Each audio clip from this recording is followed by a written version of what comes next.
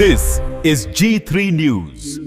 నెల్లూరు జిల్లా గూడూరు రూరల్ మండలంలో ఒంటరిగా ప్రయాణిస్తున్న ఓ మహిళా ఉపాధ్యాయురాల్ని లక్ష్యంగా చేసుకుని ఆమెపై దాడి చేసి బంగారు నగలను దోచుకెళ్లిన ఘటన స్థానికంగా కలకలం రేపింది.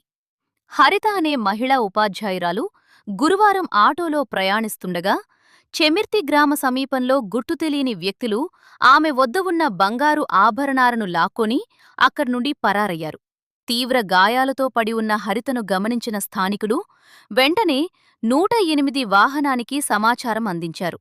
సమాచారం అందుకున్న వెంటనే సిబ్బంది ఘటనాస్థలానికి చేరుకుని ప్రాథమిక చికిత్స అందించి ఆమెను గూడూరు ప్రభుత్వ ఆసుపత్రికి తరలించారు. ప్రస్తుతం వైద్యులు ఆమెకు మెరుగైన చికిత్స అందిస్తున్నారు. విషయం తెలిసిన వెంటనే గూడూరు రూరల్ పోలీసులు ఆసుపత్రికి చేరుకుని బాధితురాల్నుంచి వివరాలు సేకరించారు. True News, fearless voice. Follow our channel for your local issues and latest news. Like, share, and subscribe.